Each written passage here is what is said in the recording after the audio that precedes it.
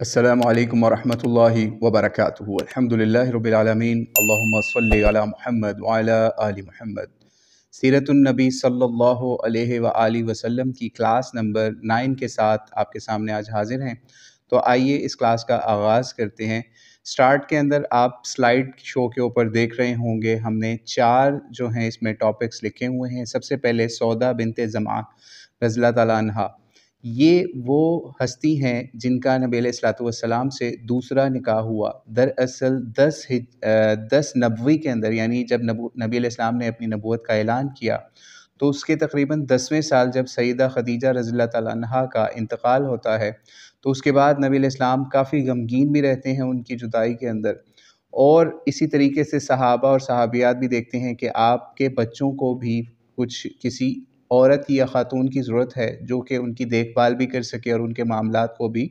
پرسو کر سکے۔ تو پھر عثمان بن مظعون رضی اللہ تعالیٰ عنہ، ان کی بیوی، انہوں نے ایک آپ کو رشتہ سجیسٹ کیا کہ اس طریقے سے آپ ہمیں اجازت دیں تو ہم آپ کا نکاح سیدہ سودا سے کروا دیتے ہیں۔ تو بہرحال نبی علیہ السلام کی یہ صحابیہ پہلے بھی بہت زیادہ مشکلات کا شکار تھیں، یعنی ان کی عمر تقریباً 50 سال کے قریب تھی جس وقت ان کی نبی علیہ السلام سے نکاح کا معاملہ سیٹ ہو رہا تھا۔ تو ہوا یہ کہ یہ اس نکاح سے پہلے ہجرت حبشہ بھی کر چکی تھیں، اور ان کے شوہر جن کا نام سکران بتایا جاتا ہے یا سکران بتایا جاتا ہے، وہ بھی ان کے ساتھ تھے اس ہجرت کے سفر کے اندر، ان کی کچھ فیملی کے اور ممبرز بھی، لیکن وہاں پر ان کے شوہر کی ڈیتھ بھی ہو جاتی ہے، اور یہ بہت زیادہ دکھ اور درد میں یہ بھی شکار ہوتی ہیں۔ یعنی ادھر سے نبی علیہ السلام کی وائف کی ڈیتھ ہو جاتی ہے، ادھر سے ان کے بھی شوہر کی ڈیتھ ہو چکی ہوتی ہے۔ تو بہرحال یہ کافی ایجڈ بھی ہوتی ہیں، 50 کے قریب ان کی ایج جو ہے وہ اکثر ہسٹورینز نے نقل کی ہے اس وقت جس وقت نبی علیہ السلام کا ان سے نکاح کا معاملہ ہو رہا ہوتا ہے 10 بعثت نبوی کے اندر۔ تو پھر اس کے بعد نبی علیہ السلام کا ان سے نکاح طے ہو جاتا ہے، اور یہ نبی علیہ السلام کے نکاح میں آ جاتی ہیں، اور یوں ہم ان کو ام المؤمنین سیدہ سودا بنت زمعہ جو ہے پکارنے لگتے ہیں۔ یعنی جو بھی نبی علیہ السلام کی بیوی ہوتی ہیں ان کو ہم امت کی ماں پکارتے ہیں، اسی وجہ سے ان کو ام المؤمنین بھی کہا جاتا ہے کہ یہ مومنوں کی والدہ ہیں یا مومنوں کی ماں ہیں۔ تو اس لیے ان کے بارے میں اور بھی کچھ حالات ہیں، لیکن بہرحال یہاں پر کیونکہ ہم ہجرت کے سفر کی طرف ابھی بڑھ رہے ہیں تو اس سے پہلے جو نبوی سال ہیں یا نبی علیہ السلام کی رسالت کے اعلان کے بعد کے جو سال ہیں ایئر وائز، تو ان کو ہم ساتھ ساتھ آہستہ آہستہ کور کر رہے ہیں۔ اور یہاں پر ایک اور چیز آپ کو بتاتے چلیں کہ اسی سال میں 10 نبوی کے اندر ہی، یعنی اس بعثت کے 9ویں سال میں ہی نبی علیہ السلام کا سیدہ عائشہ سے بھی نکاح طے ہوتا ہے، لیکن اس کا ہم بعد میں بیان کریں گے، چونکہ ان کا جو نکاح ہے اس کے بارے میں بھی کافی اس طرح کے ڈفرینسز ہیں کہ ان کا نکاح کس ڈیٹ کو ہوا، کس ایئر میں ہوا، پھر رخصتی کس ایئر میں ہوئی، تو انشاءاللہ اس کو ہم اگلی قسطوں کے اندر کور کریں گے۔ تو بہرحال ان کا نبی علیہ السلام سے نکاح ہوتا ہے، اور یہ چیز آپ ذہن نشین کر لیں کہ جس وقت سیدہ خدیجہ آپ کے نکاح میں تھیں، یعنی 25 ایئر جب آپ کی ایج تھی جب آپ کا نکاح ہوا، وہاں سے 50 ایئر تک، یعنی 25 سال تقریباً نبی علیہ السلام نے کوئی دوسرا نکاح نہیں کیا جب تک سیدہ خدیجہ کی وفات نہیں ہوگی۔ اس سے ہمیں یہ چیز بھی پتہ چلتی ہے کہ اگر آپ کی پہلی شادی بہت اچھے طریقے سے چل رہی ہے، آپ کی اولاد بھی ہے، آپ کے اہل و عیال بھی ہیں، اور آپ کی ان سے بہت اچھے طریقے سے انڈرسٹینڈنگ بھی ہے، اور آپ کو لگتا ہے کہ آپ عدل نہیں کر سکتے دوسری شادی کرنے کے اوپر اس کنڈیشن کے اندر کرنٹلی، یعنی اپنی اس بیوی کے ساتھ دوسری کے ساتھ، تو پھر آپ کو یہی اسلام کا آرڈر ہے کہ آپ نے دوسری شادی نہیں کرنی۔ اور نبی علیہ السلام نے ہمیں 25 سال کوئی دوسری شادی نہ کر کے یہ چیز ہمیں واضح کر دی کہ اگر کوئی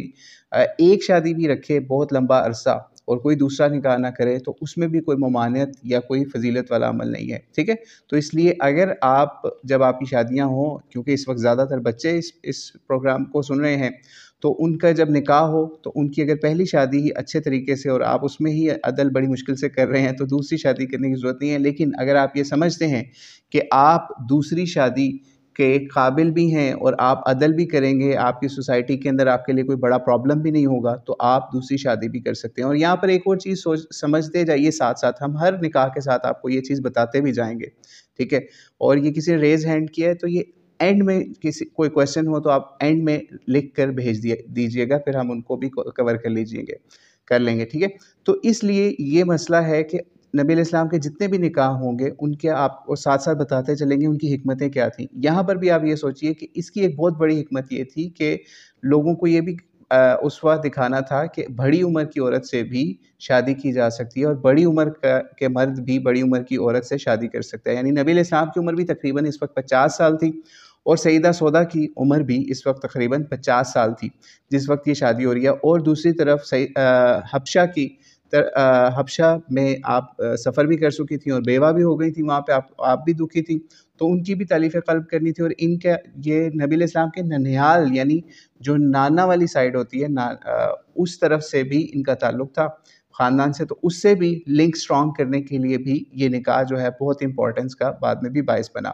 تو بہرحال یہ سیدہ سودا کے بارے میں کچھ ہم نے بتانا تھا. تو اب ہم آگے چلتے ہیں سفر معراج کی طرف. یہ جو 10واں سال تھا، یعنی 10 نبوی جسے کہتے ہیں، یا 10واں سال نبی علیہ السلام کی بعثت کے بعد کا، تو یہ بہت ہی ٹف ایئر تھا. اور اس کے اندر سفر طائف کے اندر بہت تکالیف دی گئی نبی علیہ السلام کو، اور بھی سیدہ خدیجہ کا بھی انتقال ہو گیا، اس کے علاوہ حضرت ابو طالب کا بھی انتقال ہو گیا. بڑے نقصان جو ہے نبی علیہ السلام کو نظر آئے اور ان کو پرسنلی بھی بہت ساری تکالیف کا سامنا کرنا پڑا. تو پھر علماء بیان کرتے ہیں کہ اللہ کی طرف سے آپ کے لیے ایک بہت بڑا انعام جو ہے اللہ تعالیٰ نے رکھا. وہ انعام کیا تھا؟ وہ انعام سفر معراج کی شکل میں تھا. ٹھیک ہے، یعنی سفر معراج کی شکل میں تھا. اور یہ انعام اس لیے بھی دیا گیا تاکہ آپ کو اللہ تعالیٰ کی طرف سے بڑی بڑی اپنی نشانیاں بھی دکھائی جائیں، اور اللہ تعالیٰ کی طرف سے آپ کو انعام بھی دیا جائے کہ آپ نے اتنی زیادہ تکالیف برداشت کی ہیں مکہ کی طرف سے. اپنے جو قریبی آپ کی فیملی والے ہیں، جس میں ابو لہب بھی شامل تھا، آپ کا چچا بھی شامل تھا، اس کی طرف سے بھی، اور بہت سارے قبائل کی طرف سے بھی، تو اس کی تالیف قلب کے لیے اور آپ کے اوپر ایک دست شفقت اللہ کی طرف سے، یا پھر آپ کے اوپر ایک بہت بڑا انعام اللہ کی طرف سے اتارا جا رہا ہے بہت بڑی مصیبتوں کے بعد، تو بہت زیادہ مصیبتوں کے بعد. تو یہ اسی لیے اس کی اصل حکمت جو ہے وہ یہی تھی کہ اللہ تعالیٰ کی طرف سے آپ کو انعام ملنا تھا، اور اپنی اللہ تعالیٰ نے بڑی بڑی نشانیاں آپ کو دکھانی تھی. تو یہی وجہ ہے جب ہم دیکھتے ہیں قرآن پاک کے اندر بھی مختلف آیات کے اندر اسی سفر معراج کا بھی اللہ تعالیٰ نے ذکر کیا. جیسے کہ ہم سورہ اسراء کی پہلی آیت کے اندر بھی دیکھتے ہیں، اللہ کریم فرماتے ہیں اعوذ باللہ من الشیطان الرجیم سبحان الذی اسری بعبدہ لیلا من المسجد الحرام الى المسجد الاقصى الذي باركنا حوله لنريه من آیاتنا انه هو السمیع البصیر.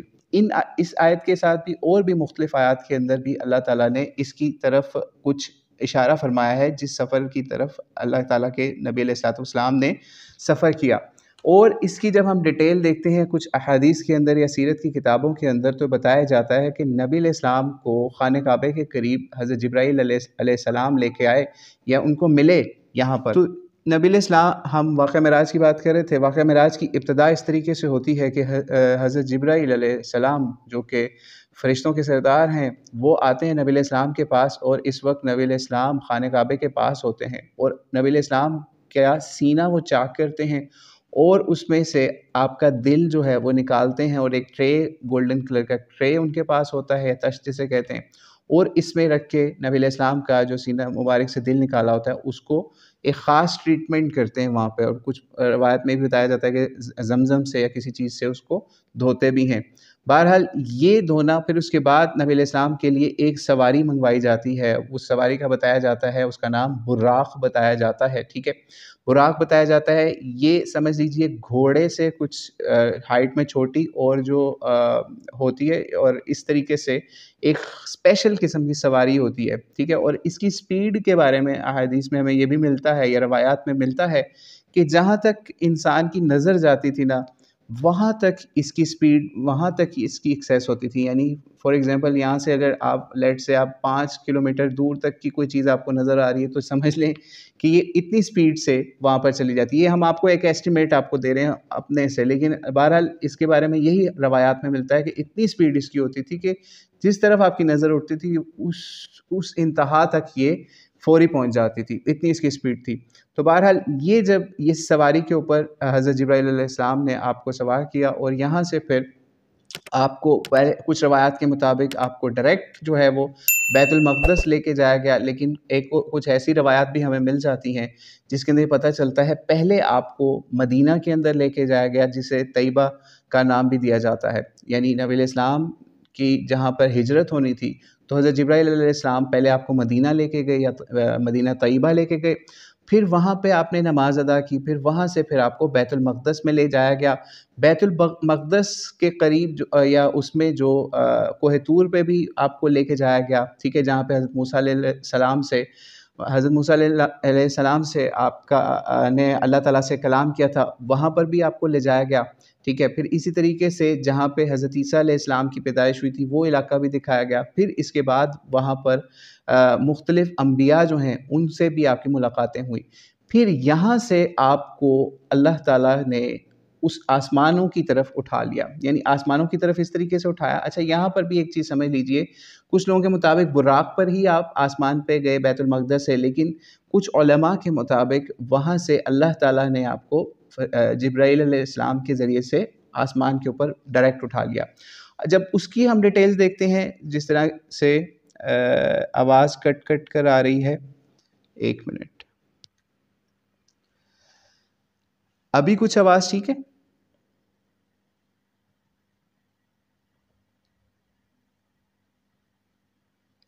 اچھا، وائس از کلیئر، ٹھیک ہے، دیکھیں ابھی وائس کلیئر ہے، ٹھیک ہے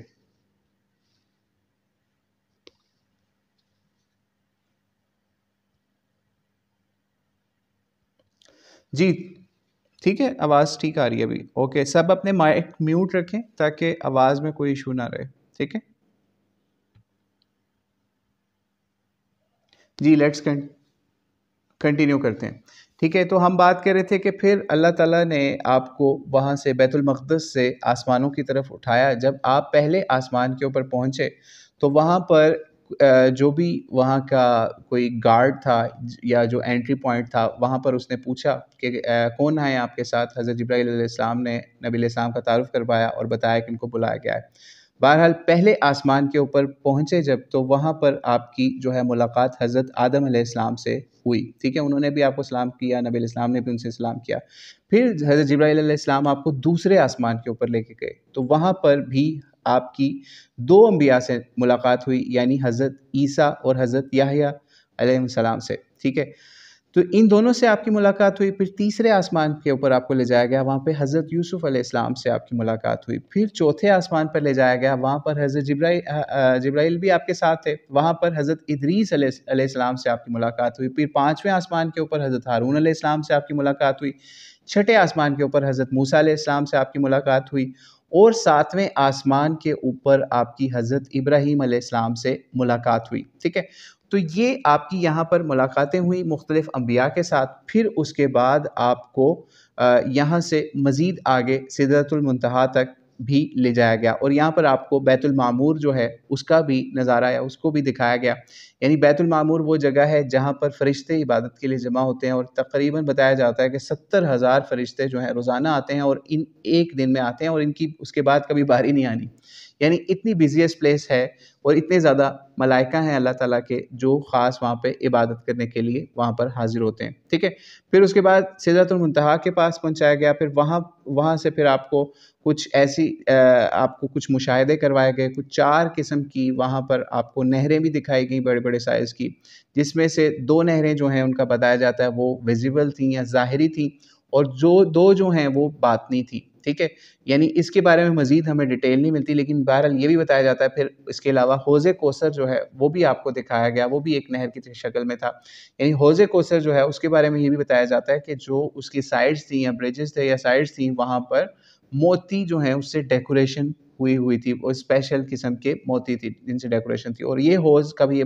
آپ لوگوں کو بھی پتا ہوگا کہ قیامت کے دن اسی حوض سے مسلمانوں کو یا ایمان والوں کو یا جن کی بخشش ہونی ہوگی ان کو اس حوض سے پانی پلایا جائے گا، ٹھیک ہے۔ ان کا مشاہدہ کروایا گیا، اور بہت ساری اللہ تعالیٰ نے پھر آپ کو اپنی نشانیوں کا مظاہرہ کروایا۔ پھر اس کے بعد اللہ تعالیٰ نے آپ کے اوپر وحی کی، اور پھر آپ کو 50 نمازوں کا وہاں پر آرڈر دیا گیا کہ آپ کی امت کے اوپر 50 نمازیں فرض کی گئی ہیں۔ اور اس سے پہلے، یعنی اس آرڈر سے پہلے بھی آپ کو ایک جگہ پر حضرت جبرائیل علیہ السلام کے ذریعے سے 2 مشروب بھی پیش کیے گئے، یعنی 2 اسپیشل آپ کے لیے گلاس لے کے آئے گئے، آپ کی سمجھ لیجئے آپ کو ایز گیسٹ آئے تھے، تو آپ کے سامنے 2 گلاس آئے، ایک کے اندر شراب تھی اور ایک کے اندر دودھ بتایا جاتا ہے، ٹھیک ہے۔ تو اس میں سے نبی علیہ السلام نے دودھ سلیکٹ کیا اور آپ نے وہ پی لیا، ٹھیک ہے۔ تو پھر اس کے بعد اس سے یہاں پر واضح علماء نے بھی اور غالباً جبرائیل علیہ السلام نے بھی کہا کہ آپ نے فطرت کا ہی یا آپ نے نیچر کا ہی یعنی انتخاب کیا ہے، سلیکٹ کیا ہے کہ آپ نے دودھ پی لیا ہے، تو اب آپ اور آپ کی امت جو ہیں وہ سیدھے رستے پہ زیادہ اچھے طریقے سے رہیں گے، ٹھیک ہے۔ یہ بھی اس قسم کے الفاظ ملتے ہیں جن کا ہم آپ کو مفہوم بتا رہے ہیں،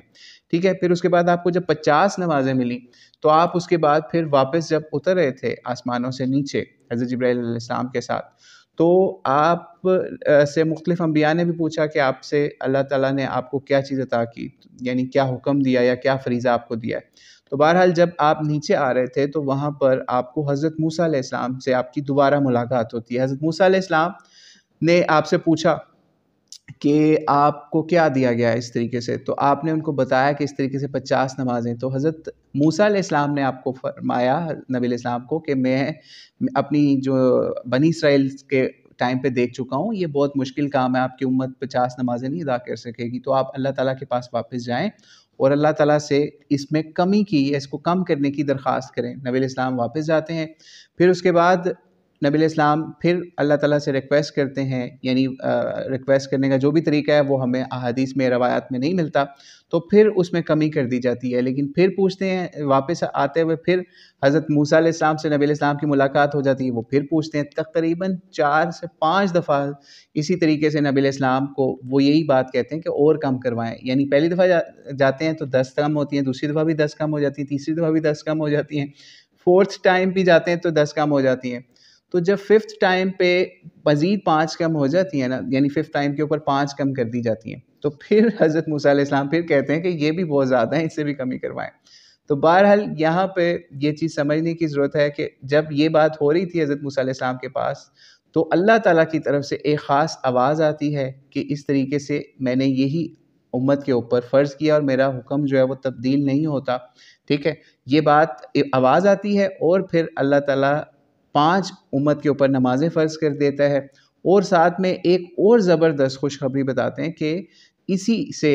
امت کے علماء نے بھی اور اس کے علاوہ ان کچھ روایتوں سے بھی یہ بات ملتی ہے کہ 5 نمازیں جو ہیں وہ ان کا ثواب 10 ٹائمز ملے گا، یعنی نمازیں 50 ہی ہیں لیکن ان کا 10 ٹائم ثواب ہو کے آپ کو 5 نمازیں ہی ایز ایکول ٹو 50 ہو جائیں گی، یعنی نمازیں 50 ہی ہیں، ٹھیک ہے، لیکن وہ امت کے اوپر یا مسلمانوں کے اوپر اللہ تعالیٰ کی طرف سے خاص انعام کر کے اگر آپ ایک پڑھیں گے تو 10 کا ثواب ملے گا، ٹھیک ہے۔ تو اس طریقے سے یہ ہو گیا۔ یہاں پر ایک اور چیز آپ کو بتاتے چلیں کہ اس مسئلے کے اوپر آج کل ہمارے اکثر لوگ جن کا تعلق ایک خاص فرقے سے ہوتا ہے، وہ کئی دفعہ اس کے اوپر کچھ پروپیگنڈا بھی کرتے ہیں اس چیز کے اوپر، لیکن آپ کو یہاں پر ایک چیز بتا دیں کہ شیعہ اور سنی دونوں کی حدیث کی کتابوں کے اندر یہ واقعہ نقل ہوتا ہے کہ اس طریقے سے نبی علیہ السلام اللہ تعالیٰ کے پاس واپس جا کے اس میں کمی کی ریکویسٹ کرتے رہے، ٹھیک ہے۔ تو یہ چیز بھی سمجھ لیجئے کہ یہ کوئی شیعہ سنی مسئلہ نہیں ہے، اس میں دونوں ایگریڈ اپون تھے ان کی بکس کے حساب سے، یعنی جیسے شیعہ کی بک ہے بہار الانوار، اس کے اندر بھی ایسی روایت مل جاتی ہیں جس کے اندر حضرت موسیٰ علیہ السلام کے ذریعے سے نبی علیہ السلام اس طرح اللہ تعالیٰ کے پاس دوبارہ واپس جاتے ہیں، یعنی ان کے ایک مشورے کے اوپر۔ بلکہ یہاں پہ ایک چھوٹا سا واقعہ بھی نقل کر دیں تاکہ اگر آپ کو کوئی ایسا مسئلہ کرے تو آپ اس کو یہ ریفرنس بھی پروڈیوس کر کے بتا سکیں، ریفرنس بھی کوشش کریں کہ اگر آپ کو مل جائے، لیکن آپ کو ایک واقعہ بتاتے ہیں کہ یہ واقعہ نقل کرنے والے ہیں امام زید۔ یہ امام زید جو ہیں، زید الشہید، یہ بیٹے ہیں امام زین العابدین کے، یعنی حضرت علی کے بیٹے حضرت حسین کے بیٹے آگے سے علی زین العابدین، اور آگے سے ان کے بیٹے یہ زید جو ہیں یہ اپنے والد سے پوچھتے ہیں، امام زین العابدین یہ وہ ہستی ہیں، اپنے والد زین العابدین وہ ہستی ہیں جو کربلا سے اکیلے سمجھ لیجئے کہ حضرت حسین کی اولاد میں سے بچنے والوں میں سے تھے۔ تو یہ اپنے والد سے ایک دفعہ پوچھتے ہیں کہ یہ اس میں کیا معاملہ ہے کہ نبی علیہ السلام جب پہلی دفعہ ہی گئے تھے معراج کے اوپر یعنی اللہ تعالیٰ سے ملاقات کرنے کے لیے، تو اسی وقت کیوں نہیں یہ معاملہ ہو گیا، اسی وقت کیوں نہیں یہ معاملہ کر دیا کہ اللہ تعالیٰ سے وہ خود ہی کمی کا مطالبہ کر دیتے، کیوں حضرت موسیٰ علیہ السلام سے جا کے یہ ڈسکشن کر کے پھر وہ اللہ تعالیٰ سے دوبارہ اس چیز کا مطالبہ کرتے رہے۔ تو پھر امام زین العابدین ان کو یہ چیز جواب دیتے ہیں کہ دراصل اللہ کے نبی یعنی نبی علیہ الصلوۃ والسلام محمد جب جاتے ہیں اللہ کے پاس تو وہ ہر چیز کے اوپر انہوں نے بحث نہیں کرنی ہوتی، یعنی ان کا کام صرف آرڈر لے کے امت تک پہنچانا ہوتا ہے، ٹھیک ہے. لیکن حضرت موسیٰ علیہ السلام کیونکہ ایک پہلے سے ان کا ایکسپیرینس تھا ایز اے نبی، تو وہ ان کو ریکویسٹ کرتے ہیں یہ اس وجہ سے کیونکہ وہ ہماری امت کے اوپر بھی تشفی کے طور پہ اور ہمارے سفارشی کے طور پہ یا شفیع کے طور پہ، یعنی شفیع کہتے ہیں مہربان کے طور پہ، تو اس لیے انہوں نے اللہ کے نبی کو یعنی محمد علیہ الصلوۃ والسلام کو یہ مشورہ دیا کہ آپ میرے کہنے کے اوپر اس طریقے سے اللہ کے پاس جائیں. تو اس لیے اللہ کے نبی اللہ سے ریکویسٹ اسی وقت نہیں کر سکتے تھے، یعنی جب آپ کو کوئی آپ کا ماسٹر یا آپ کا گاڈ آپ کو آرڈر کرتا ہے تو آپ اس کے اوپر بالکل آپ کو سمعنا و اطعنا کرنا پڑتا ہے، ٹھیک ہے. اس لیے نبی علیہ الصلوۃ والسلام نے اسی وقت اللہ تعالیٰ سے بالکل آرگومنٹ بھی نہیں کیا اور نہ ہی ریکویسٹ کی. تو حضرت موسیٰ علیہ السلام نے پھر کی ریکویسٹ کے اوپر یا ان کے ہماری امت کے اوپر رحم کے جذبے کو دیکھتے ہوئے پھر نبی علیہ السلام گئے، کیونکہ آپ کو پتہ ہے کہ اللہ کے نبی جو ہیں محمد علیہ الصلوۃ والسلام ان کو رحمۃ للعالمین کا بھی لقب دیا گیا اسی وجہ سے کہ وہ امت کے لیے یا تمام عالموں کے لیے بڑی رحمت کا باعث تھے. اب موسیٰ علیہ السلام بھی جب ان کو اس طریقے سے ہماری امت کے بارے میں یا ہمارے بارے میں ریکویسٹ کر رہے ہیں تو وہ کس طریقے سے اس ریکویسٹ کو ڈینائی کر سکتے تھے. تو انہوں نے پھر اس لیے اللہ کا بھی آرڈر مانا اور جو نبی موسیٰ علیہ السلام تھے ان کی ریکویسٹ کو بھی مانا اور اللہ تعالیٰ سے پھر اس کے بعد جا کے ریکویسٹ کی کہ اس میں اگر کچھ کمی ہو سکتی ہے تو وہ کریں، ٹھیک ہے. تو اس لیے یہ چیز بھی سمجھ لیجئے، یہ شیعہ سنی کا ایگریڈ اپون مسئلہ ہے کہ پہلے 50 نمازیں تھیں پھر اس کے بعد 5 ہو گئیں، ٹھیک ہے. تو یہ مسئلہ بھی ہم نے سوچا آج اس کو کلیئر کر دیں، ٹھیک ہے. تو اس کے بعد ہم آگے چلتے ہیں کہ پھر سفر معراج سے جس وقت آپ کی واپسی ہوتی ہے،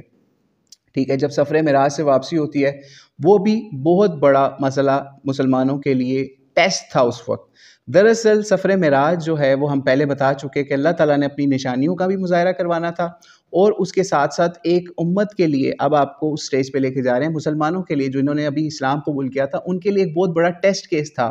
کہ وہ غیب کے اوپر ایمان کس طریقے سے لے کے آتے ہیں، ٹھیک ہے. تو یہاں پر پھر یہ مسئلہ ہوا کہ جب آپ واپس آتے ہیں، ٹھیک ہے، واپس آتے ہیں، اچھا ہم کچھ مشاہدات جو ہیں وہ سکپ بھی ہو رہے ہیں کیونکہ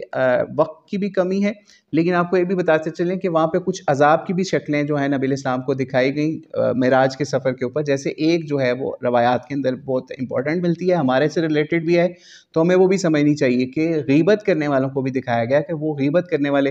کچھ لوگ دکھائے گئے وہ اپنے جو ناخن ہوتے ہیں نا ان سے نیلز جو ہوتے ہیں ان کے وہ لوہے کے تھے اور اس سے وہ اپنا منہ اور اپنا جو سینہ ہوتا ہے اس کو وہ چیر رہے تھے یا پھر اس کو خراشیں ڈال رہے تھے اس کو بار بار، یعنی اپنے آپ کو نقصان پہنچا رہے تھے. تو پوچھا گیا یہ کون لوگ ہیں، یعنی نبی علیہ السلام نے حضرت جبرائیل علیہ السلام سے پوچھا کہ یہ کون لوگ ہیں جو یہ کام کر رہے ہیں یا ان پہ یہ والا عذاب مسلط کیا گیا ہے. تو بتایا گیا کہ یہ وہ لوگ ہیں یا وہ ہوں گے جو کہ غیبت کیا کرتے تھے یعنی دنیا کے اندر. تو اس لیے ہمیں بھی اس سے یہ سمجھنے کی ضرورت ہے کہ ہمیں بھی اس طرح کے گناہوں سے بچنا چاہیے. تو آگے چلتے ہیں. تو پھر اس کے بعد جب نبی علیہ السلام واپس آتے ہیں معراج سے واپس آتے ہیں مکہ کے اندر، واپس اللہ تعالیٰ ان کو واپس بھیج دیتے ہیں. تو وہاں پہ بہت بڑا ٹیسٹ کیس یہ تھا کہ یہ مسلمانوں کے لیے بھی ٹیسٹ تھا اور کافروں کے لیے بھی ٹیسٹ تھا، دونوں کے لیے. وہ کیسے تھا بھی آپ کو آگے پتہ چلے گا. جب واپس آتے ہیں تو حرم کے اندر مکہ کے اندر جب نبی علیہ السلام اناؤنس کرتے ہیں اور بتاتے ہیں کہ اس طریقے سے اللہ تعالیٰ نے مجھے اتنا لمبا سفر کروایا اور رات کے کچھ حصے کے اندر، پوری رات بھی نہیں تھی یہ، ٹھیک ہے، یہ بھی چیز سمجھ لیجئے، یہ پوری رات نہیں تھی، رات کے کچھ حصے کے اندر تھے. یعنی کچھ ایسی بھی ہمیں سٹوریز یا روایات مل جاتی ہیں کہ آپ کا جو بستر ہے جب آپ واپس آئے تو وہ بھی گرم تھا، یعنی اس طرح کی بھی روایات مل جاتی ہیں. تو اس کو ہمارے کچھ لوگوں نے ٹائم ٹریول سے بھی اٹیچ کرنے کی کوشش کی کہ اس وقت اللہ تعالیٰ نے ٹائم روک دیا تھا، یا اس طرح کی لوگوں نے خود سے باتیں نکالنی شروع کی. لیکن اللہ تعالیٰ کے نبی علیہ الصلوۃ والسلام نے کوئی ٹائم ٹریول کے حوالے سے ہمیں یہ چیز نہیں بتائی، کیونکہ آپ خود دیکھتے ہیں کہ جب ہمیں سورہ اسراء کی جو ہم نے آیت ابھی آپ کو بتائی نا، سبحان الذی اسریٰ، تو یہاں سے سمجھ لیجئے سبحان اللہ کا مطلب ہوتا ہے سبحان، کہتے ہیں پاک کو، یعنی وہ ہستی جو کچھ بھی کر سکتی ہے، ٹھیک ہے. تو کچھ بھی کر سکتی ہے. آگے جب ہم بتائیں گے نا حضرت ابوبکر صدیق کے بارے میں اس معاملے کے اندر، تو آپ کو پتہ چل جائے گا کہ واقعی ایمان یہ ہوتا ہے. تو بہرحال یہ اللہ تعالیٰ کا سمجھ لیجئے ایک معجزہ تھا معراج کی شکل میں جو نبی علیہ السلام کو عطا کیا گیا کہ چند منٹوں کے اندر، یا ہمیں وہ ٹائم بھی نہیں پتا کتنے منٹوں کے اندر اللہ تعالیٰ نے یہ سفر کروا دیا، ٹھیک ہے. تو بہرحال اللہ تعالیٰ کے نبی واپس بھی آئے. جب کفار کے سامنے یا پھر اور مسلمانوں کے سامنے آپ نے حرم مکہ کے اندر خانہ کعبہ کے قریب آپ نے حتیم کے پاس آپ نے لوگوں کو دعوت دی اور بتایا کہ اس طریقے سے اللہ تعالیٰ نے مجھے سفر معراج کروایا ہے، اور اسی طریقے سے میں بیت المقدس بھی گیا ہوں، پھر میں بیت المقدس سے اوپر بھی گیا ہوں، تو وہاں پہ کچھ لوگوں نے آپ کے اوپر سوالات شروع کر دیے، اور دوسری طرف حضرت ابوبکر صدیق تک بھی اس چیز کی اطلاع پہنچ گئی کہ نبی علیہ الصلوۃ والسلام نے اس طریقے سے اناؤنسمنٹ شروع کی ہے کہ معراج کے سفر میں میرے ساتھ یہ معاملات ہوئے ہیں۔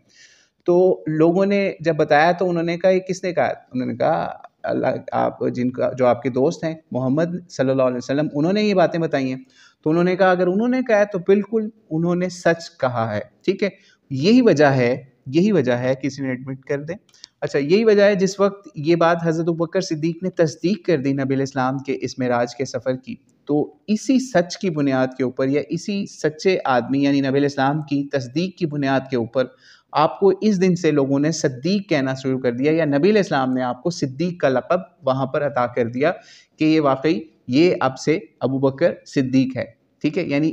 اس زمانے سے آج تک ہمیں آپ کے نام کے ساتھ صدیق لگاتے ہیں، کیونکہ آپ نے نبی علیہ السلام کی تصدیق کی تھی، اس سچ کی تصدیق کی تھی اپنے سچ کے ساتھ کہ آپ نے ان پہ اس طریقے سے بلائنڈلی ایمان لائے۔ تو بہرحال پھر کیا ہوا، جب نبی علیہ السلام نے اناؤنس کرنا شروع کیا یا بتانا شروع کیا کہ معراج میں یا اس طریقے سے اسرا اور معراج کے معاملے میں میرے ساتھ یہ معاملات ہوئے ہیں۔ اچھا ایک اور چیز یہاں پہ ہم آپ کو بتاتے چلیں کہ یہ دو لفظ ہیں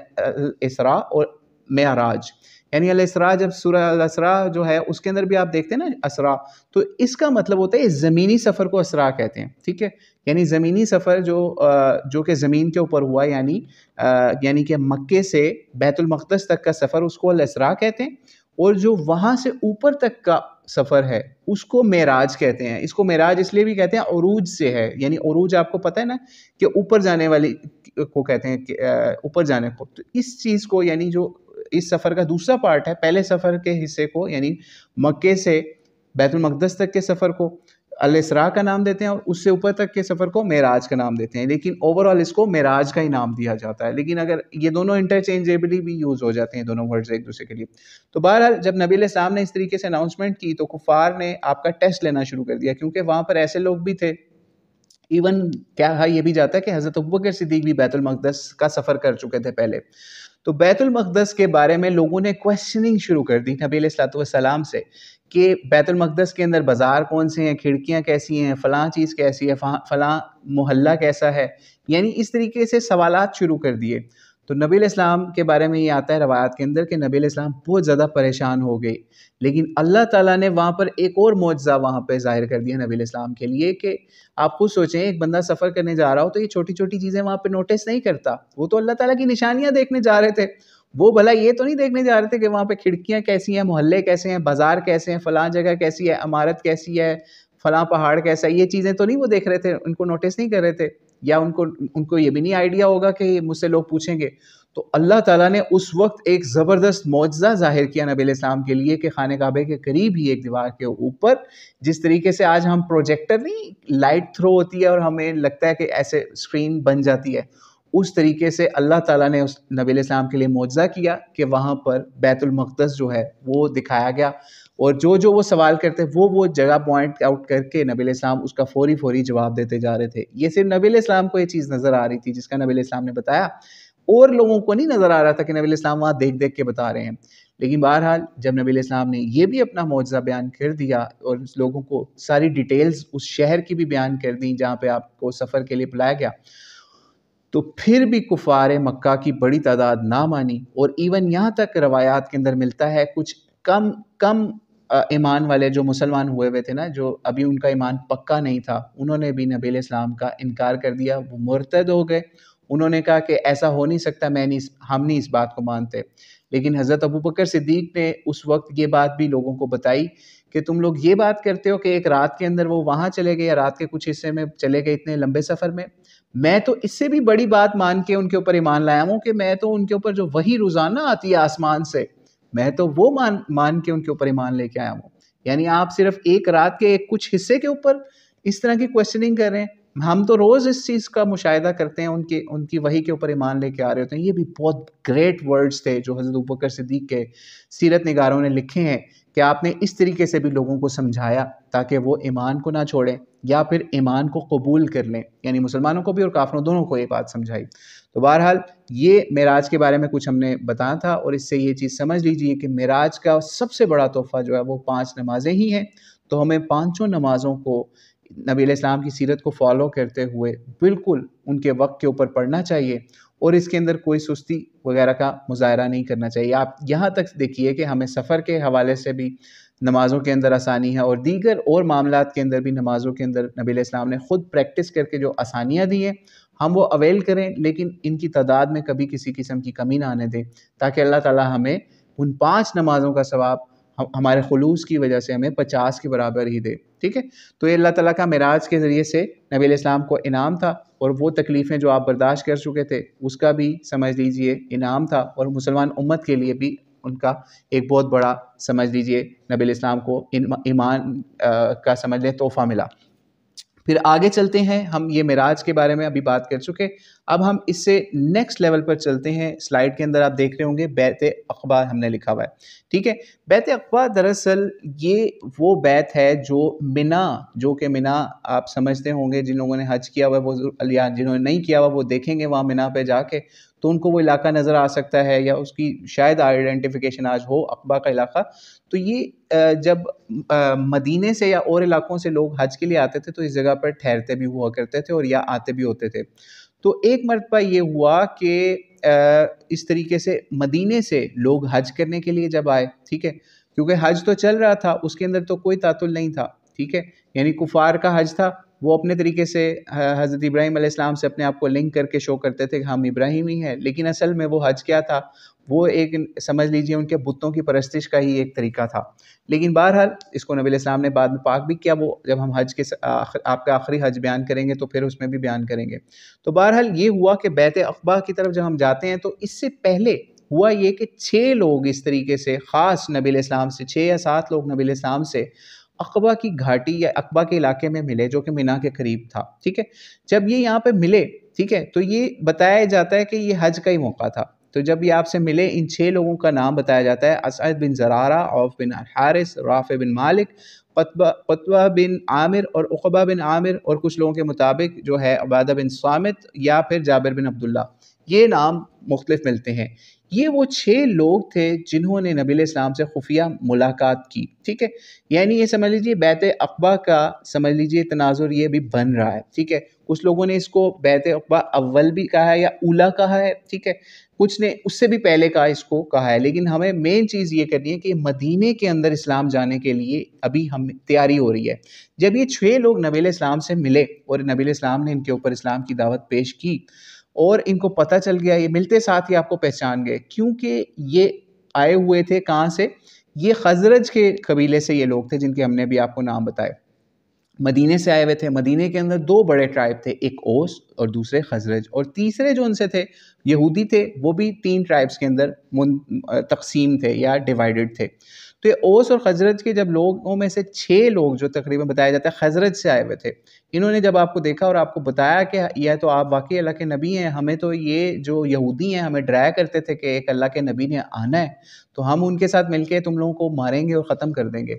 تو اس لیے ہم آپ سے اسلام قبول کرتے ہیں، آپ ہماری رہنمائی کریں۔ بہرحال نبی علیہ السلام نے پھر ان کو واپس بھیجا اور ان کو دین کی دعوت کے لیے تیار کیا کہ مدینے کے اندر یہ تیاری کریں۔ پھر اسی طریقے سے یہ 11th ایئر ہے اس وقت، یعنی 10th ایئر تک ہم پہلے بتا چکے، معراج بھی جو ہے وہ 10th ایئر کے اندر ہوئی تھی، ٹھیک ہے۔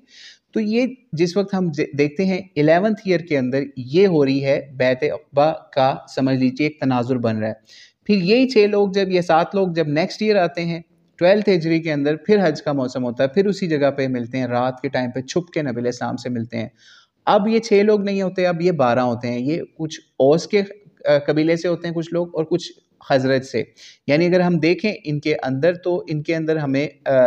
ٹوٹل 12 لوگ ملتے ہیں، جس میں سے 10 خزرج کے ہوتے ہیں اور 2 جو ہوتے ہیں وہ اوس قبیلے کے ہوتے ہیں، ٹھیک ہے۔ اور یہ پھر نبی علیہ السلام سے آ کے پوچھتے ہیں کہ ہمیں کیا کرنا ہے، سارا نبی علیہ السلام ان کو گائیڈ کرتے ہیں، اور پھر یہاں پر پہلی بیعت بھی کرتے ہیں، یعنی فرسٹ بیعت کرتے ہیں، اور اس بیعت کے اندر آپ تقریباً کچھ روایتوں کے مطابق 6 پوائنٹس ہوتے ہیں، کچھ کے مطابق 9 پوائنٹس ہوتے ہیں جو نبی علیہ السلام جو ہیں وہ ان سے یعنی 9 پوائنٹس جو ہیں ان کے اوپر بیعت لیتے ہیں. وہ 9 پوائنٹس بہت امپورٹنٹ ہیں. ٹھیک ہے، آج کی کلاس کافی لمبی ہو رہی ہے، لیکن آگے رمضان بھی آ رہا ہے تو ہم سوچ رہے ہیں کہ اس کو یہاں پہ ذرا اچھے طریقے سے بیان کر دیں. ٹھیک ہے، 9 پوائنٹس کیا ڈسکس کرتے ہیں یا ان پہ نبی علیہ السلام کیا بیعت لیتے ہیں. بیعت اصل میں ایک ایگریمنٹ ہوتا ہے کہ آپ اللہ کو حاضر ناظر جان کے ایک ایگریمنٹ کر رہے ہوتے ہیں کہ ہم اس ایگریمنٹ کو توڑیں گے نہیں، جو آپ کہیں گے ہم وہ چیزیں مانیں گے. ایگریمنٹ کیا ہوتا ہے؟ پہلے ایگریمنٹ کی شرط یہ ہوتی ہے یا بیعت کی شرط یہ ہوتی ہے کہ اللہ کے ساتھ کسی کو شریک نہیں کریں گے. ٹھیک ہے، دوسرا چوری نہیں کریں گے، تیسرا زنا یا اڈلٹری نہیں کریں گے، چوتھا فورتھ پوائنٹ یہ ہوتا ہے اپنی اولاد کو قتل نہیں کریں گے. جیسا کہ عرب کے اندر یہ تھا نا، اپنی بیٹیوں کو قتل کر دیتے تھے یا جو اولاد پسند نہیں ہوتی تھی اس کو مار دیتے تھے. پھر ففتھ پوائنٹ کیا تھا؟ کسی کے اوپر تہمت نہیں لگائیں گے، یعنی الزام جو اس کے اندر پایا نہ جاتا ہو اس کے اندر وہ چیز اس کے اوپر نیگیٹو پروپیگنڈا اس کے خلاف نہیں کریں گے. سکس پوائنٹ یہ تھا کہ دین کے بارے میں جو بھی یا معروف میں نبی علیہ السلام کی یہ بالکل اطاعت کریں گے، یعنی اطیع اللہ اور اطیع رسول. اطیع رسول یعنی دین کے معاملے میں جو بھی کام نبی علیہ السلام انہیں کہیں گے وہ یہ مانیں گے. پھر اس کے بعد سیونتھ پوائنٹ یہ تھا کہ لوٹ مار نہیں کریں گے. ٹھیک ہے، لوٹ مار یہ ہوتا ہے یہ قبیلے کیا کرتے تھے؟ اٹیک کرتے تھے اور لوگوں کو لوٹ کے مارتے بھی تھے اور لوٹ بھی لیتے تھے اور بھاگ جاتے تھے. پھر لوٹ مار کا کام کرتے تھے عرب قبائل اکثر، اور اس کو وہ بالکل جائز سمجھتے تھے، جس کے بعد پاور ہے وہ لوٹ لے. ٹھیک ہے، پھر اس کے بعد 8 پوائنٹ یہ ہے ناحق کسی کا قتل نہیں کریں گے، یعنی اللہ تعالیٰ کے آرڈر کے علاوہ کسی کا قتل نہیں کرنا انہوں نے. ٹھیک ہے، پھر 9th پوائنٹ جو ہے وہ اللہ کی نافرمانی نہیں کریں گے. یہ 8-9 پوائنٹس جو ہم نے آپ کے سامنے بیان کیے، یہ ہمیں سمجھنے کی ضرورت ہے کہ نبی علیہ السلام کس طریقے سے شروع کے اندر ہی لوگوں سے ایک بیعت کر رہے ہیں، ایگریمنٹ کر رہے ہیں، یا ان کو اس پہ قائل کر رہے ہیں کہ آپ نے یہ پوائنٹس اگر ماننے ہیں تو پھر میں آپ کے اپنے ہاتھ پہ تم لوگوں کی بیعت قبول کرتا ہوں. تو یہ پہلی بیعت تھی. ٹھیک ہے، تو یہ نبی علیہ السلام نے ان سے بیعت کی. پھر اس کے بعد آپ نے ان لوگوں کو واپس بھیجا کہ مدینے جائیں. مدینے جب جا رہے تھے تو ان کے ساتھ 2 ایسے ٹیچرز بھی نبی علیہ السلام نے بھیجے، کیونکہ یہ تو ابھی نئے مسلمان ہو رہے ہیں، اور جو پہلے مسلمان مارے کھا چکے ہیں جن کے اندر مصعب بن عمیر ہیں یا عبداللہ بن ام مکتوم ہیں، ان 2 صحابیوں کو نبی علیہ السلام نے ان لوگوں کے ساتھ بھیجا کہ آپ جا کے ان کو گائیڈ بھی کریں، اسلام کی تبلیغ کے لیے ان کا ساتھ بھی دیں، اور ان کو پراپر ٹیچنگ اور پریچنگ سب چیزیں کریں. خیر یہ جو مصعب بن عمیر ہیں ان کا بھی کبھی تعارف مکمل ہونا چاہیے، لیکن اتنا بتا دیں بہت امیر شخص ہوا کرتے تھے. ٹھیک ہے، جہاں سے گزر جاتے تھے ان کی خوشبوئیں پھیل جاتی تھیں، لیکن جب اسلام قبول کیا تو ان کے ساتھ بہت ظلم ہوا اور ان کو گھر سے بھی نکالا گیا، اور ان سے دولت مال ان کو سب کچھ چھوڑنا پڑا اسلام کی خاطر. ٹھیک ہے، تو بہرحال اس کے بعد آپ مدینے چلے جاتے ہیں یہ ان انصاریوں کے ساتھ، یہ مدینے والوں کے ساتھ، اوس اور خزرج کے ان نمائندوں کے ساتھ آپ چلے جاتے ہیں. پھر وہاں پہ اسلام کی دعوت دیتے ہیں. پھر اس کے بعد دعوت دیتے ہیں تو پھر اس کے بعد نیکسٹ ایئر 13th آف نبوی، یعنی نبی علیہ السلام کی نبوت کے 13ویں سال پھر دوبارہ یہ واپس آتے ہیں اسی جگہ پہ، پھر دوبارہ ملتے ہیں، اور اب بہت بڑی تعداد جو ہے وہ آ جاتی ہے ان کے ساتھ ہی. وہ اتنی بڑی تعداد کس طریقے سے آتی ہے وہ بھی ہم آپ کو بتاتے ہیں کہ جس وقت مصعب بن عمیر جاتے ہیں نا وہاں پہ، اور ام مکتوم بھی جاتے ہیں، عبداللہ بن ام مکتوم بھی، اور دوسری طرف ان کے جو مین ہوتے ہیں اسد بن زرارہ. یہ اسد بن زرارہ جو ہے ان کے گھر یا ان کے ایریا کے اندر یہ مین جو ہے لوگوں کو اکٹھا کر کے لاتے ہیں، اور یہ مصعب بن عمیر اسلام کی دعوت دے رہے ہوتے ہیں. تو انہوں نے کیا کیا، ایک دن ایسی دعوت چل رہی تھی تو اور لوگوں تک بھی بات پہنچ رہی تھی، مدینہ کے اندر اسلام پھیل رہا تھا. یعنی مکہ سے زیادہ انصار یا مدینے والے جو ہیں وہ کس طریقے سے اسلام کی خدمت کر رہے ہیں، اور نبی علیہ السلام ادھر پہنچے بھی نہیں ہیں، اور ادھر مکے والے نبی علیہ السلام کو کس طرح تکالیف دے رہے ہیں. تو یہ وہاں پہ ہوتا ہے کہ اسید جو ہیں ایک صحابی، ایک بندہ ہوتا ہے وہ کافروں کا بڑا ہوتا ہے، یعنی جس وقت یہ انصار نے سب نے اسلام نہیں قبول کیا ہوتا، وہ آ کے ان کو ڈانٹتا ہے کہ تم کیا یہ کام کر رہے ہو، بے دین ہو رہے ہو اور اس طرح کی چیزیں. تو مصعب بن عمیر ان کو کہتے ہیں ایک منٹ ٹھہرو، بات سنو، میں آپ کے سامنے کچھ بات رکھتا ہوں، اگر آپ کو پسند نہ آئی تو آپ ہمیں جو مرضی کہنا، آپ چلے جانا واپس. ٹھیک ہے، مصعب بن عمیر جب یہ بات کہتے ہیں تو وہ اسید جو ہیں، حضرت اسید، وہ کہتے ہیں ہاں یہ بات آپ نے ٹھیک کی ہے، میں آپ کی بات سنتا ہوں، پھر دیکھتے ہیں آپ کے ساتھ کیا کرتے ہیں. پھر مصعب بن عمیر ان کے اوپر قرآن پاک پڑھتے ہیں، ان کو دعوت دیتے ہیں دین کی، اور یہ اتنا متاثر ہوتے ہیں قرآن پاک کو سن کے کہ یہ بھی اسلام قبول کر لیتے ہیں. اور اس وقت یہ کہتے ہیں کہ میں تو ہو گیا ہوں، اسلام قبول کر لیا ہے میں نے، لیکن جو ہمارا بڑا ہے نا ایک اور سعد بن معاذ، اگر اس نے اسلام قبول کر لیا تو تم لوگوں کے بندے ہی بندے، تم لوگ مطلب بہت زیادہ بڑی تعداد میں اسلام لوگ قبول کر لیں گے۔ تو سعد بن معاذ کو وہ کہتے ہیں میں لے کے آتا ہوں کسی طریقے سے۔ حضرت اسید جو ہیں وہ جاتے ہیں اور وہ کسی طریقے سے سعد بن معاذ کو بھی قائل کر کے ادھر تک پہنچا دیتے ہیں، یعنی یہ جو اسد بن زرارہ کی جگہ کے اوپر جہاں پہ مصعب بن عمیر پریچنگ کر رہے ہوتے ہیں، یہاں پہ سعد بن معاذ بھی کسی طریقے سے پہنچ جاتے ہیں، تو وہ بھی ان کے خلاف بات کرتے ہیں کہ تم لوگ کیا کر رہے ہو، یہ غلط کام ہے، یہ وہ اس طرح سے۔ لیکن مصعب بن عمیر ان کو بھی وہی بات کہتے ہیں جو حضرت اسید کو کہتے ہیں کہ بات سنو، ہماری پہلے دعوت سن لو، ہم آپ کو بات کرتے ہیں، اس کے بعد جو کرنا ہوگا ہمارے ساتھ کر لینا۔ تو یہ انصار یا مدینے والے بڑے کام اور کول لوگ ہوتے تھے، مکے والوں کی طرح نہیں ہوتے تھے کہ مار دھاڑ شروع کر دیتے تھے۔ تو انہوں نے کیا کیا، ان کی بات سنی، تو انہوں نے ان کے اوپر بھی، یعنی یہ جو بڑے سردار تھے سعد بن معاذ، ان کے اوپر بھی قرآن پاک کی تلاوت کی، ان کو قرآن کا پیغام دیا، نبی الاسلام کے بارے میں بتایا۔ تو یہ بھی اتنا متاثر ہوئے کہ انہوں نے اسلام قبول کر لیا، اور یہ بہت اگریسو تھے۔ یہ فوری اس کے بعد اسلام قبول کرنے کے بعد آپ اپنے قبیلے میں گئے، اپنے پورے قبیلے والوں کو جو ہے اسلام کی دعوت دی اور کہا کہ میں نے اسلام قبول کر لیا، لا الہ الا اللہ محمد رسول اللہ کا اعلان کر دیا ہے، اگر تم لوگ میرے ساتھ چلتے ہو، سب اسلام قبول کرتے ہو تو ٹھیک ہے، نہیں تو آج کے بعد میرا تمہارا کوئی تعلق نہیں، میں کوئی تم سے کلام بھی نہیں کروں گا، بات بھی نہیں کروں گا۔ اتنے اگریسو تھے یہ صحابی سعد بن معاذ۔ تو کہا یہ جاتا ہے کہ شام سے پہلے نا، یعنی جس وقت انہوں نے اس طریقے سے اسلام کی دعوت دی، پورا قبیلہ جو ہے نا، ان کا ایک قبیلہ چھوٹا قبیلہ تھا، قبیلہ بنی عبد الاشہل، ٹھیک ہے، اس کے سمجھ لیجئے درجنوں یا ہنڈریڈز آف پیپل جو ہیں، انہوں نے شام سے پہلے سب نے اسلام قبول کر لیا تھا صرف سعد بن معاذ کی دعوت سے۔ تو یہ تھی سمجھ لیجئے بیعت عقبہ کی کہانی، کہ اس ایک بیعت سے پہلے 6 لوگ آئے، پھر اس کے بعد 12 آئے، پھر اس کے بعد اس سے بھی اگلے سال 3rd ایئر، جس کو بیعت عقبہ ثانیہ کا بھی نام دیا جاتا ہے، ٹھیک ہے، 3rd ایئر، پھر یعنی 13th آف نبوی، یعنی نبی علیہ السلام کی بعثت کے یا ان کی نبوت کے 13ویں سال پھر اسی جگہ پہ مسلمان دوبارہ جمع ہوتے ہیں۔ اور مسلمان اصل میں کون جمع ہو رہے ہیں؟ انصاری، یعنی انصاری کس طرح سے، وہ بھی ابھی آپ کو آگے پتہ چلے گا ان کو انصار کیوں کہتے ہیں۔ تو یہ اوس اور خزرج کے پھر مزید کاؤنٹلیس پیپل، سمجھ لیجئے بہت بڑی تعداد، 100 کے آس پاس بتائی جاتی ہے، ایگزیکٹ نمبرز نہیں پتہ چلتے کہ بیعت عقبہ ثانیہ کے اندر کتنے لوگ تھے۔ تو ہوا یہ کہ جب نیکسٹ ایئر 13th نبوی کے اندر یا بعثت کے 13ویں سال، پھر وہ ڈبل ہو کے لوگ بڑی تعداد کے اندر آ جاتے ہیں مدینے سے، اور وہ نبی علیہ السلام کو کہتے ہیں ہم آپ کے پاس آ گئے ہیں، آپ ہمارے ساتھ چلیں، ہم اسلام کی مدد کریں گے، ہم آپ کی مدد کریں گے، آپ ہمارے ساتھ رہیں، یہ آپ لوگوں کے اوپر بہت ظلم کر دیا ہے۔ اور ایون یہاں تک کہتے ہیں آپ ہمیں اجازت دیں، ہم اپنی تلواروں کے ساتھ ان لوگوں کو آپ کے ساتھ حساب کتاب کریں گے۔ لیکن نبی علیہ السلام کہتے ہیں مجھے ابھی اجازت نہیں ہے کہ ہم ان کے خلاف تلوار اٹھائیں، یعنی مکہ کے خلاف یا اہل مکہ کے خلاف یا کفار مکہ کے خلاف۔ پھر نبی علیہ السلام ان سے پوچھتے ہیں کہ آپ اگر میں اور میرے صحابہ جو ہیں، جو مکے کے صحابہ تھے، اگر ہم مدینے میں آتے ہیں تو آپ کیا ہمارا ساتھ دیں گے؟ کس طریقے سے ہمارا ساتھ دیں گے؟ ساری چیزیں ان سے ایگریڈ کرواتے ہیں۔ تو ہوتا یہ ہے کہ نبی علیہ السلام ان کو ایگریڈ کرتے ہیں کہ آپ نے کس طریقے سے ہماری ہیلپ کرنی ہے، ٹھیک ہے۔ جب یہ ہیلپ کرنے کے لیے سب لوگ تیار ہوتے ہیں اور مرنے مرانے کے اوپر تیار ہوتے ہیں، جنگ کرنے کے لیے بھی تیار ہوتے ہیں، نبی علیہ السلام پھر ان کو انصار کا اس وقت، یعنی اپنے مدد کرنے والا، انصار کہتے ہیں مددگاروں کو، ٹھیک ہے۔ تو پھر یہ ان کو سمجھ لیجئے یہ ٹائٹل مل جاتا ہے اس دن سے کہ یہ اسلام کے مددگار ہیں، مدینے والے، یعنی اوس اور خزرج والے اور ٹرائبز والے، یہ نبی علیہ السلام سے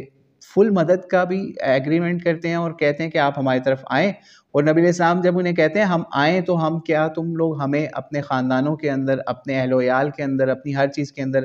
شامل کرو گے؟ تو وہ کہتے ہیں کہ آگے سے انصار کے لوگ پوچھتے ہیں کہ اس کے بدلے میں ہمیں کیا ملے گا، یعنی آپ وہاں آئیں گے تو ہمیں اسلام کے علاوہ ہمیں کیا چیز مل جائے گی ایسی؟ تو نبی علیہ السلام انہیں کہتے ہیں تم لوگوں کو جنت ملے گی۔ تو وہ سب لوگ بڑے خوش ہوتے ہیں اس چیز کے اوپر۔ یعنی آپ یہ سوچئے ان کا ایمان کا لیول اتنا تھا کہ وہ جنت دیکھی نہیں ہے انہوں نے، لیکن وہ ایگریڈ ہو رہے ہیں، ٹھیک ہے، وہ ایگریڈ ہو رہے ہیں کہ ہمیں جنت ملے گی، تو ہم آپ کے ساتھ اس طریقے سے اسلام قبول کرنے کے لیے بھی اور اس طریقے سے ہم آپ کی ہیلپ کرنے کے لیے بھی تیار ہیں۔ تو بہرحال نبی علیہ السلام پھر اس کے بعد ان لوگوں کو واپس بھیج دیتے ہیں، ان میں سے 2 بندے پکڑے بھی جاتے ہیں جن کو بعد میں کسی طریقے سے چھڑوا بھی دیا جاتا ہے، کیونکہ مکے کے اندر بھی یہ ہلچل مچ جاتی ہے کہ مدینے سے بہت زیادہ لوگ حج کرنے آئے اور انہوں نے اس طریقے سے نبی علیہ السلام سے ملاقات کی، لیکن بہرحال یہ لوگ بچ کے کسی طریقے سے واپس چلے جاتے ہیں۔ تو یہ بیعت عقبہ جو ہے اس کا ہم آج ادھر سے اختتام کرتے ہیں کہ اس طریقے سے مدینے کے جو انصار تھے یا مدینے کے صحابہ تھے، ادھر کے لوگوں کو انصار کا ٹائٹل اسی وجہ سے ملا کہ مکے کے لوگوں نے آپ کو بڑی تعداد میں ریجیکٹ کیا، لیکن مدینے میں جب اسلام کی روشنی پہنچی تو وہاں سے لوگ مدد کے لیے جب نبی علیہ السلام کے پاس آئے تو ان کو انصار کا ٹائٹل مل گیا، ٹھیک ہے، انصار اسلام کا یا انصار النبی کا ٹائٹل مل گیا مدینے والوں کو۔ اور مدینے کے لوگ آج بھی آپ جائیں گے نا بڑے کام اور میٹھے ہوتے ہیں۔ اگر آپ مکے کے اندر زیادہ تر لوگ، خیر مکے میں بھی اچھے لوگ بھی ہیں برے بھی ہیں، لیکن آج بھی اگر آپ دیکھیں تو مکے سے زیادہ آپ کو پیسفلی لوگ جو ہے نا، ٹریٹمنٹ جو ہے نا لوگوں کا، وہ مدینے والوں کا ملے گا۔ ویسے ایک نیچرلی ہے، لیکن دونوں طرح کے لوگ دونوں جگہوں پہ پائے جاتے ہیں، لیکن ویسے ایک نیچرل پوری دنیا کے اندر یہ بات مشہور ہو گئی بھی ہے مدینے والوں کے لیے۔ تو بہرحال اس کے بعد ہم نے لاسٹ سیگمنٹ کی طرف چلتے ہیں، ایک سنت رسول صلی اللہ علیہ وآلہ وسلم۔ تو جب ہم سنت رسول صلی اللہ علیہ وسلم کی طرف دیکھتے ہیں، ایسی روایات ملتی ہیں جس کے اندر نبی علیہ السلام سے ہمیں یہ ارشادات منقول ملتے ہیں کہ نبی علیہ السلام ایک ایک دن میں 70 بار اللہ تعالیٰ کے سامنے استغفار کیا کرتے تھے۔ تو اس لیے ہمیں بھی یہ سنت رسول پہ عمل کرنا چاہیے کہ ہمیں بھی ایک دن کے اندر کم از کم 70 بار توبہ یا استغفار یا استغفر اللہ ضرور لازمی پڑھنا چاہیے، ٹھیک ہے، اللہ سے معافی مانگتے رہنا چاہیے۔ اور اسی طرح کچھ روایات میں بھی ملتا ہے کہ جب آپ سے پوچھا گیا نبی علیہ السلام سے کہ اے اللہ کے رسول، آپ کے تو گناہ ہی نہیں ہیں، پھر آپ کیوں اللہ تعالیٰ سے استغفار کرتے ہیں یا توبہ کرتے ہیں؟ تو آپ نے یہ فرمایا، ایسے الفاظ بھی ملتے ہیں روایات کے اندر کہ کیا میں اللہ کا شکر گزار بندہ نہ بنوں؟ یعنی آپ یہ سوچئے، اس سے یہ پوائنٹ کلیئر ہوتا ہے کہ ہم استغفار کرتے ہیں تو وہ اس لیے ہوتی ہے کہ ہم اللہ تعالیٰ سے معافی مانگ رہے ہوتے ہیں اپنے گناہوں کی، اور اللہ کے نبی استغفار کرتے تھے، اللہ سے معافی مانگتے تھے، تو اس کا مطلب ہماری والی استغفار نہیں ہوتا، وہ اللہ تعالیٰ کا اصل میں شکر گزاری ہوتی ہے کہ اللہ تعالیٰ کا شکر ہے کہ اللہ تعالیٰ نے مجھے گناہوں سے محفوظ رکھا ہوا ہے۔ تو اس لیے اللہ کی کثرت سے توبہ کیا کریں، اللہ سے استغفار کیا کریں، تاکہ آپ سے جو بھی گناہ کوئی ہو جاتے ہیں چھوٹے یا بڑے، اللہ تعالیٰ ان کو معاف فرمائے، ٹھیک ہے۔ تو امید ہے آج کی نشست آپ نے اچھے طریقے سے سن لی ہوگی۔ کسی کا کویسچن ہو تو لکھ کے سینڈ کر دیں، اور اس کے علاوہ ہم آپ کو گروپ کے اندر یہ کنفرم کر دیں گے کہ کیا ہم رمضان میں اس چیز کو کنٹینیو کر رہے ہیں یا نہیں، کیونکہ رمضان جو ہے وہ اللہ تعالیٰ کا خاص مہینہ ہے، اور اللہ تعالیٰ نے خاص اس کو قرآن پاک کے لیے رکھا ہوا ہے، ٹھیک ہے۔ یعنی یہ سمجھ لیجئے قرآن پاک کا مہینہ ہے، اس میں قرآن نازل ہوا ہے، اس میں قرآن کو ہی زیادہ ہمیں فوکس کرنا چاہیے۔ ویسے تو نبی علیہ السلام کی جو سنت سیرت ہے وہ بھی قرآن کا حصہ ہے، لیکن بہرحال ہم اس میں کافی ٹائم، کیونکہ ہمارے ساتھ کچھ ایسے پارٹیسپینٹس بھی ہیں جو حافظ ہیں اور انہوں نے تراویح بھی پڑھانی ہے، تو اس وجہ سے ان کو شاید لائیو کلاس جوائن کرنے میں کچھ ایشو ہو رہا ہو، تو اس وجہ سے ہم ان سے بھی بات کر لیتے ہیں کہ کیا آپ 30 to 40 منٹس نکال سکیں گے ہفتے کے اندر 2 دن؟ اگر ہو گیا تو ٹھیک ہے، نہیں تو پھر ہم اس کو رمضان کے بعد اس کلاس کو کنٹینیو انشاءاللہ تعالیٰ کریں گے، لیکن ہم گروپ کے اندر اس کے بارے میں آپ کو انفارم انشاءاللہ تعالیٰ کر دیں گے، اور اگر آپ کی کوئی سجیشن بھی ہو تو پرسنل میں آپ وہ سینڈ بھی کر سکتے ہیں۔ السلام علیکم ورحمۃ اللہ وبرکاتہ۔